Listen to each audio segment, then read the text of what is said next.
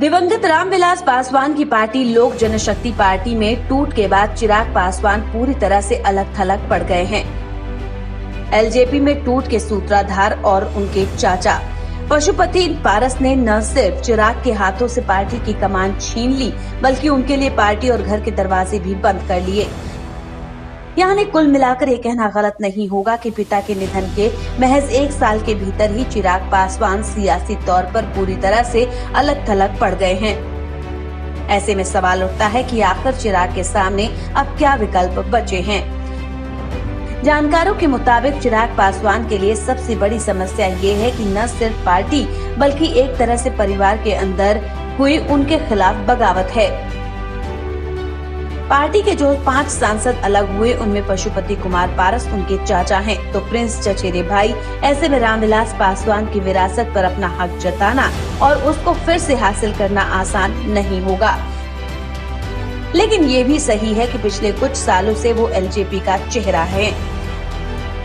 अगर वो विपक्षी गठबंधन से खुद को जोड़ते हैं तो वो असर डाल सकते हैं। जब पिछले साल बिहार में एनडीए से अलग होकर चुनाव लड़ने का ऐलान किया था, तब भी कांग्रेस और आरजेडी ने उन्हें अपने पाले में लाने का प्रस्ताव दिया था। एलजेपी में टूट की खबर सामने आते ही कांग्रेस नेताओं ने चिराग से संपर्क करने की कोशिश की, मगर उनके करीबी लोगों के अनुसार अभी वो कोई फैसला हड़बड़ी में नहीं लेंगे। उधर पशुपति पारस के अगले कदम को लेकर भी कयास लगाए जा रहे हैं। ऐसी खबरें हैं कि पशुपति पारस जेडीयू में ठीक उसी तरह पार्टी विलय कर सकते हैं जिस तरह पिछले दिनों उपेंद्र कुशवाहा की पार्टी राष्ट्रीय लोक समता पार्टी का विलय हुआ था। खबर है कि इसके लिए नीतीश कुमार पर्दे के पीछे से कोशिश कर रहे हैं। राज्य की 40 लोकसभा सीटों में से 17 बीजेपी की हैं और 16 जेडीयू की। अगर 5 सांसद एलजेपी के जेडीयू में मिलते हैं तो बिहार में नीतीश कुमार फिर एनडीए के बिग ब्रदर की भूमिका का दावा कर सकेंगे। लेकिन बीजेपी भी इस विलय को आसानी से होने नहीं देगी। इसके लिए पशुपति पारस को केंद्र में अच्छी भूमिका दी जा सकती है।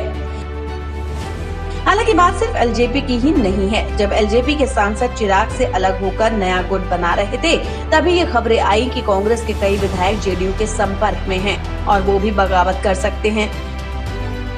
इनमें पार्टी के कुछ मुस्लिम विधायक भी हैं। इसके अलावा बाकी छोटे दलों से नीतीश संपर्क में हैं। कुल मिलाकर बिहार की सियासत में अभी और उलटफेर होना बाकी है, लेकिन चिराग पासवान अब क्या कदम उठाते हैं, देखना दिलचस्प होगा। Bureau report.